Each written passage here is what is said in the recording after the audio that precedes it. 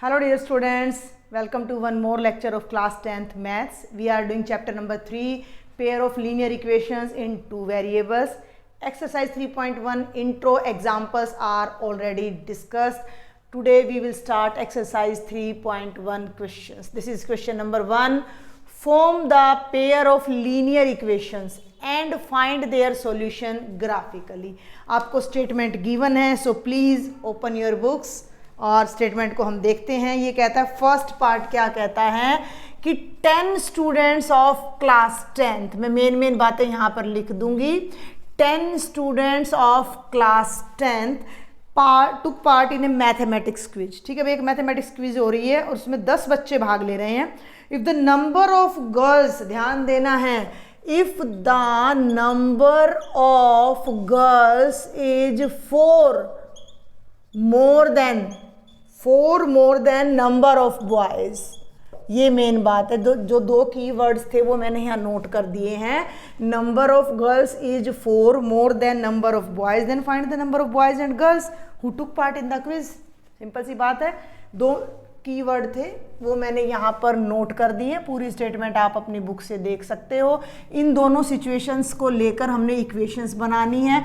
उन इक्वेशंस को ग्राफिकली हमने सॉल्व करना है. चलें आगे कि क्लास 10th के 10 स्टूडेंट्स ने एक क्विज में भाग लिया. टोटल स्टूडेंट्स 10 हैं. Girls is 4 more than boys. Girls अगर मैं x सपोज कर लेती हूँ, बॉयज मैं y सपोज कर लेती हूँ, तो गर्ल्स 4 more है. मोर का मतलब y + 4. बन गई एक इक्वेशन. सारे स्टूडेंट्स 10 हैं, यानी कि गर्ल्स प्लस बॉयज कितने हैं? 10 है. बन गई एक और equation. Let start the solution. हम लेंगे लेट नंबर ऑफ, वो सब रफ में लेना, let number of girls students, number of girls कितनी है? x. Let number of boys y. According to question, first condition क्या कहती है? टोटल स्टूडेंट्स 10 है, तो x + y = 10. This is the first equation. And x = y + 4. Boys से 4 ज़्यादा है गर्ल्स, तो बॉयज़ में 4 और ऐड कर देंगे तो वो गर्ल्स के इक्वल हो जाएंगे. y को लेफ्ट में ले आओ ताकि हमें कन्वीनियंट रहे, और इधर 4 ही रहने दो. = 4 आ गया. ये हो गई इक्वेशन नंबर 2. दोनों को ग्राफिकली रिप्रेजेंट करना है. तो पहले हम फर्स्ट इक्वेशन लेते हैं, x + y = 10. एग्जाम्पल्स में मैं बहुत अच्छे से आपको समझा चुकी हूँ. तो अब हम यहाँ पर वैल्यूज़ पुट करेंगे. x को जब मैं 0 पुट करूँगी तो 0 + y, तो y ने 10 आ जाना है. और जब मैं y को 0 रखूँगी तो x ने 10 आ जाना है. दो वैल्यूज़ हो गई ये. एक और ले लेते हैं. मैं x को ना 5 पुट कर देती हूँ. जैसे ही मैं 5 पुट करूँगी तो 5 + y = 10. 5 राइट साइड में चला जाएगा. 10 - 5 5, यानी दोनों वैल्यूज़ इक्वल आ जाती हैं. अपना यहाँ पर अपना कोऑर्डिनेट, क्योंकि एक सॉल्यूशन मुझे यहाँ भी चाहिएगा, तो मैं कोऑर्डिनेट सिस्टम यहाँ ड्रॉ करती हूँ अपना. This is x axis, y axis, origin x dash y dash. x की वैल्यूज 10 तक जा रही हैं, y की भी, तो 1 2 3 4 5 6 7 8 9 10. 1 2 3 4 5 6 7 8 9 10. ठीक है भाई. और इनको आपने यहाँ पर मार्क कर देना है और प्लॉट कर देना है पॉइंट्स को. एक ग्राफ तो यही हो गया, 0 10 0 0 10, और अभी ये देखो 5 और ये 5. तीनों पॉइंट्स को जब आप स्केल की हेल्प से ज्वाइन करोगे, मेरा पॉइंट अगर इस पे ना भी आए ना तो आप इग्नोर कर देना, क्योंकि मैं तो ये डिस्टेंसेस कम रह गई हैं, है ना. 5 मेरा थोड़ा इधर आना चाहिए था, थोड़ा सा इधर. ठीक है, तो ये 5 हो जाता और ये 5 हो जाता और ये यहाँ कहीं आ जाता. तो आपने स्केल से बनाना, ये एक लाइन आ जाएगी फर्स्ट की. अब आ जाओ सेकंड पे. ठीक है, सेकंड इक्वेशन हमारी क्या है? सेकंड है x - y = 4. x को 0 रखो, 0 - y = 4 - y = 4, y - 4 आ जाएगा.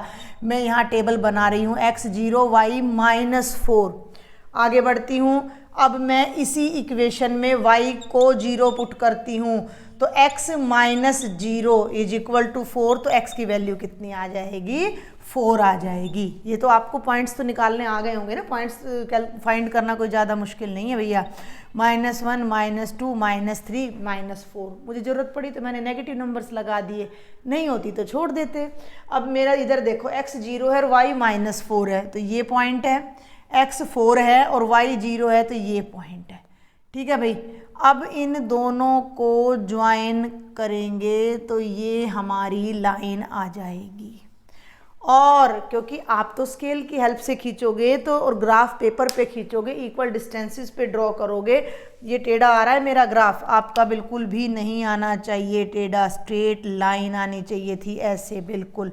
ठीक है, तो ये -4 यहाँ आ जाएगा। चलें आगे।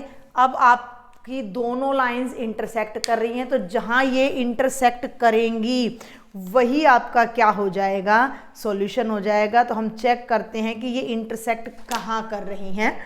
तो थोड़ा सा यहाँ है गड़बड़ है, थोड़ा सा तो गड़बड़ है, 7 और ये ना 4 पे जा रहा है, जो कि गलत आ रहा है, ये 4 नहीं है।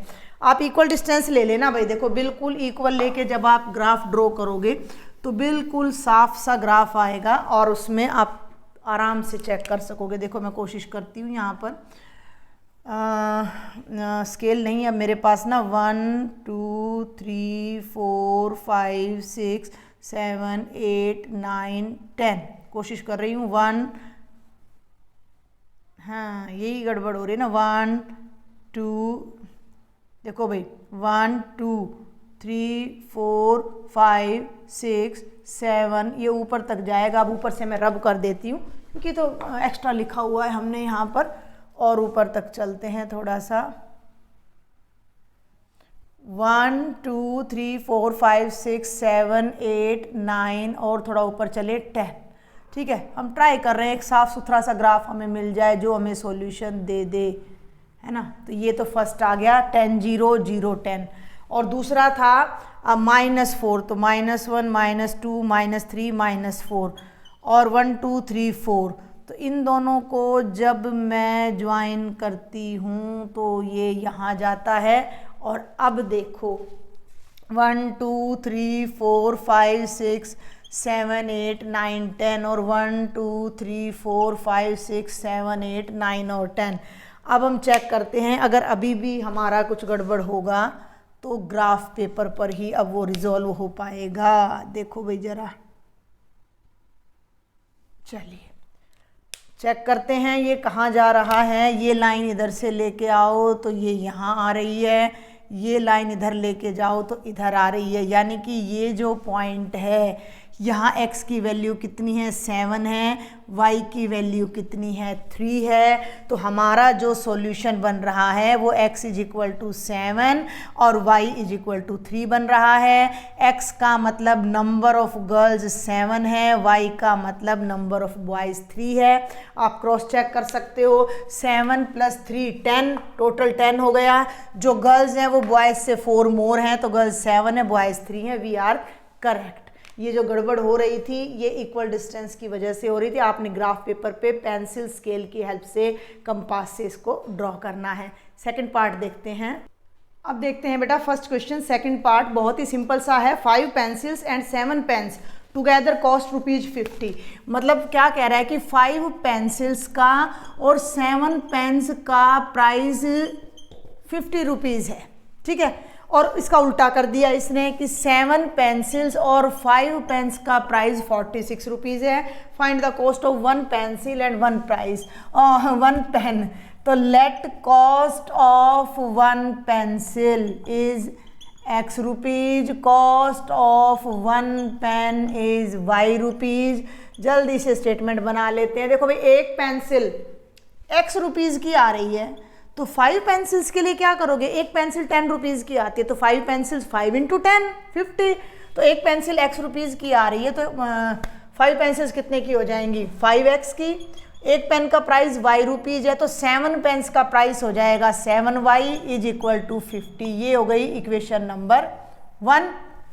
ठीक है, इक्वेशन नंबर 2 को इसके पैरेलल लिख लेते हैं, दोनों का सॉल्यूशन यहाँ साथ साथ ले लेंगे। सेकंड पे आ जाओ भी, 7 पेंसिल्स तो 7x और ऊपर ले लेते हैं बल्कि ना 7x और 5 पेन तो plus 5y is equal to 46। This is your equation number 2। ठीक है, मैं तो पूरा क्वेश्चन एक ही बोर्ड पर शो करना चाह रही हूँ इसलिए दे रही हूँ, आपने दोनों को यहाँ लेना है। पहले फर्स्ट से टेबल बनानी है, फिर आपने सेकंड से बनानी है। अब जब मैं इसकी टेबल बनाऊंगी ना तो मैं इसमें 0 नहीं लूंगी, क्योंकि जैसे ही मैं यहाँ 0 लूंगी तो मेरा आंसर 50/7 आएगा, जो मुझे नंबर लाइन पर शो करना मुश्किल होगा। y को 0 लेती हूँ, हाँ तो ठीक रहेगा। तो देखो भाई, y को ले लिया 0 तो ये बन गया 5x + 0 इज इक्वल टू 50 और x की वैल्यू आ गई 10। इसकी टेबल कहाँ बनाएं? इधर बना लेती हूँ मैं साइड में टेबल, ये x और ये y, ध्यान देना x 10 y 0। अब मैं ले लेती हूँ, देखो मैं ध्यान से देखना, x को 3 ले रही हूँ मैं सीधा, क्यों? ये मेरा बनेगा 5 × 3 + 7y इज इक्वल टू 50। ये 15 हो जाएगा, 15 को 15 को राइट साइड में ले जाओ तो 15 में से माइनस होगा तो बेटा ये 35 बनेगा और 7 से डिवाइड होकर ये 5 आ जाएगा। तो y 5 और x 3, ये दो वैल्यूज़ ले दी मैंने, दैट्स ऑल। अब यहाँ आ जाओ, यहाँ x 0 लोगे तो y 46/5 आएगा, 5 से डिवाइड कर लो, वो हम नंबर लाइन पर शो कर सकते हैं। x 0 लोगे तो 5y ने 46 आना है, y हो जाएगा 46/5 यानी 9.2। ठीक है, तो ये तो है मेरी फर्स्ट की टेबल। सेकंड की टेबल भी मैं यहीं बना देती हूँ आपके लिए, देखिए ज़रा पेन चेंज कर लें। तो ये x और ये y, x को मैंने 0 लिया तो y 9.2 आ गया, और अगली वैल्यू मैं x की यहाँ पर 3 ले रही हूँ। 7 3 जा 21 + 5y इज इक्वल टू 46। 21 को राइट में ले जाओ तो ये माइनस होकर 15 आ जाएगा और ये 3 आ जाए, 3 नहीं आएगा, ये क्या किया मैंने, x को 3 लिया तो 21। ठीक है भाई, और 21 हमने लिया तो ये हो गया मेरा 46 - 21। ठीक है, 25 आएगा, 25 आएगा और 5 से डिवाइड करोगे तो y की वैल्यू 5 आ जाएगी, x की 3 आ जाएगी। ये मेरी सेकंड इक्वेशन की टेबल बन गई। अब मैं यहाँ थोड़ा सा साफ करके जल्दी से आपको ग्राफ ड्रॉ करके दिखा देती हूँ। 3 ग्राफ हम अपने लास्ट लेक्चर में भी कर चुके हैं, उससे पहले भी 3 ग्राफ मैं आपको सिखा चुकी हूँ, तो मेरे ख्याल से अब आपको कोई ज़्यादा प्रॉब्लम यहाँ नहीं आनी चाहिए। ये ध्यान रखना कि यहाँ नीट एंड क्लीन होना चाहिए, इक्वल डिस्टेंस पर होना चाहिए। तो 1 2 3 4 5 6 7 8 9 10 और भाई 1 2 3 4 5 6 7 8 9 10। ठीक है, ये अपना मार्किंग आप कर लेना। x 10 y 0 ये है, और x 3 रखना पड़ेगा, वैल्यूज़ तो मुझे यहाँ पर लिखनी पड़ेंगी। 1 2 3 4 5 6, x बेटा 3 है और y कितना है, 5 है। तो ये पॉइंट और ये पॉइंट दोनों को ज्वाइन करोगे तो you will get the graph of first equation. आगे बढ़ूँ, x 0 y 9.2 है, ये आ गया, x 3 है और y 5 है। नोट करो ये दोनों में कॉमन है, दोनों में कॉमन है, तो यही हमारा सॉल्यूशन है। ये देखो दोनों को मिला दो तो ये 3 और ये 5 मेरा सॉल्यूशन आ जाता है, यानी x 3 है y 5 है। ये प्राइस ऑफ 1 पेंसिल हो जाएगा, पेंसिल 3 रुपीज़ की है, और ये प्राइस ऑफ 1 पेन हो जाएगा। तो बिल्कुल भी मुश्किल नहीं है। अब हम सेकंड क्वेश्चन पर चलते हैं जो रेशियो पे डिपेंड करेगा। Let's solve question number 2। Complete statement मैंने लिखी नहीं है, आप अपनी बुक से पढ़ लीजिएगा। ये कहता है on comparing the ratios a1/a2 b1/b2 and c1/c2 find out whether the linear equations the lines representing the following pair of linear equations is intersecting at one point, parallel और कोइंसिडेंट। कुछ नहीं करना, a1/a2 b1/b2 और c1/c2 को निकालना है। इन ratios को compare करके, केवल कंपेयर करके आपने बताना है कि इन इक्वेशंस की जो लाइंस ड्रॉ होंगी उनका नेचर क्या होगा। तो लास्ट लेक्चर में मैं आपको बता चुकी हूँ, 3 चीज़ें आपने ध्यान रखनी है। अगर a1/a2 is not equal to b1/b2 है तो हमारी लाइंस होंगी इंटरसेक्टिंग। सेकंड हमने देखा था कि A1/A2, B1/B2 और C1/C2 अगर तीनों इक्वल हैं तो मेरी लाइंस होंगी कोइंसिडेंट, और फर्स्ट टू रेशोज अगर इक्वल हैं लेकिन वो थर्ड रेशो के इक्वल नहीं हैं तो लाइंस हो जाएंगी पैरेलल। ठीक है, चलें आगे। फर्स्ट पार्ट में आपको बिल्कुल अच्छे तरीके से करवाऊंगी, बाकी के दोनों को हम जल्दी से डिस्कस करेंगे। तो फर्स्ट पार्ट को आप कैसे करोगे अपनी फेयर नोटबुक में।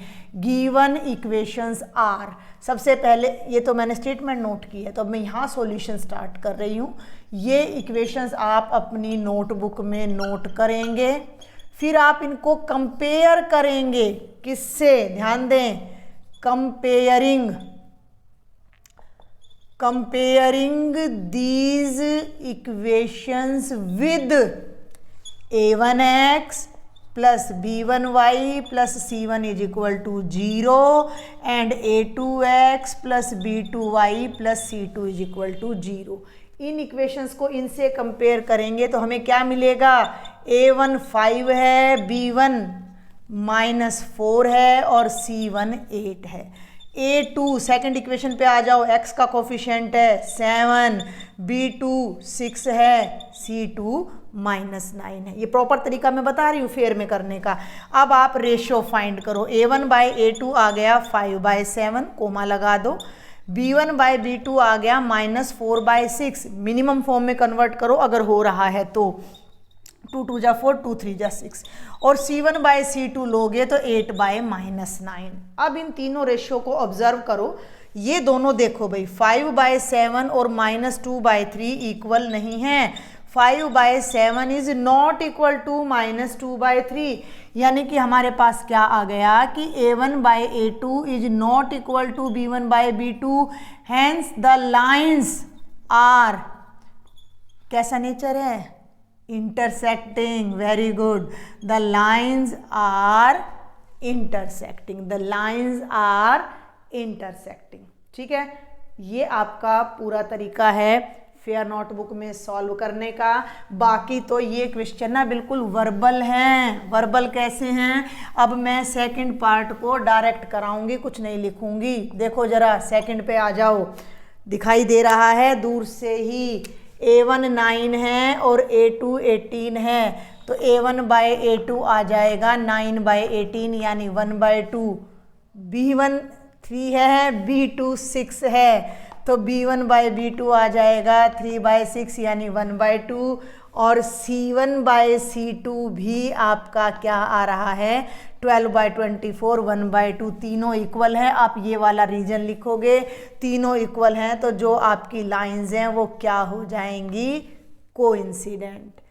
इससे पहले जो तरीका बताया उस तरीके से आपने फेयर नोटबुक में अटेम्प्ट करना है, ऐसे रफली नहीं करना है। ये पहला इंटरसेक्टिंग आया था, दूसरा कोइंसिडेंट आ गया, तीसरा चेक करो। A1/A2 6/2, 2 3 जा 6। B1/B2 -3/-1 है ना, माइनस से माइनस कट गया, 3/1 का मतलब 3 होता है, और C1/C2 10/9। फर्स्ट टू इक्वल हैं, दिख रहा है दोनों 3 हैं। फर्स्ट टू इक्वल हैं लेकिन लास्ट इक्वल नहीं है, तो लाइंस कैसी हो जाएंगी? पैरेलल हो जाएंगी। और अब हम थर्ड क्वेश्चन और डिस्कस करेंगे। देखो मेरी बात को सुनना ध्यान से, इसको साफ करते करते मैं बता देती हूँ। थर्ड क्वेश्चन में भी यही कह रहा है कि ऑन कंपेयरिंग दीज रेशोज, ध्यान से सुनना, कि find out whether the following pairs of equations are consistent और इनकंसिस्टेंट। सुन रहे हो मेरी बात को? अब बात वही है, इसने क्वेश्चन घुमा दिया। कंसिस्टेंट कब होगा? जब ये दो कंडीशन होंगी तो मेरा सिस्टम कंसिस्टेंट होगा, और जब ये कंडीशन होगी तो मेरा सिस्टम इनकंसिस्टेंट होगा, क्योंकि लाइन से पैरेलल, तो हमें कोई सॉल्यूशन नहीं मिलेगा। तो इसके पार्ट्स अब हम जल्दी से डिस्कस करते हैं, ज़्यादा टाइम हम क्वेश्चन नंबर 3 पर नहीं लगाएंगे। फर्स्ट पार्ट देखो बेटा, ये है 3x + 2y = 5, 2x - 3y = 7। एक बात का आपने ध्यान रखना है कि कांस्टेंट्स या तो दोनों इक्वेशंस में राइट साइड में होने चाहिए या दोनों ही इक्वेशंस में लेफ्ट साइड में होने चाहिए। तो ये तो a1 है और ये a2 है, ध्यान दो। तो a1 बाय a2 आएगा 3/2, ये देखो b1 बाय b2 आएगा 2 बाय -3 यानी -2/3। आगे बढ़ो ही मत, ये दोनों इक्वल नहीं हैं। जब ये दोनों इक्वल नहीं है तो इंटरसेक्टिंग लाइंस आएंगी और हमारा सिस्टम क्या हो जाएगा, कंसिस्टेंट हो जाएगा। लिख लोगे ना आप तो, बिकॉज a1 बाय a2, कारण लिखना है, इधर रीजन के बिना कुछ नंबर नहीं है। a1 by a2 is not equal to b1 by b2, so the system is consistent. Second part पर आ जाइए। इनसे आसान क्वेश्चन कुछ नहीं मिलेंगे, ये जस्ट आपकी प्रैक्टिस के लिए हैं। 4x minus 6y is equal to 9। देखो बेटा ये है a1 बाय a2 है, कोफिशिएंट देख के ही पता लग रहा है, 2/4 1/2। ये है भाई b1 by b2, -3 by -6, minus से माइनस कैंसिल हो गया 1/2। और ये है बेटा c1 बाय c2 8/9। कौन सा बिहेवियर आपको दिखाई दे रहा है बताओ मुझे भाई। देखो a1 बाय a2 और b1 बाय b2 तो इक्वल हैं, लिखोगे because a1 by a2 is equal to b1 by b2, लेकिन थर्ड के इक्वल नहीं है तो पैरेलल लाइंस मत लिखो, पैरेलल है, there is no solution, system is inconsistent.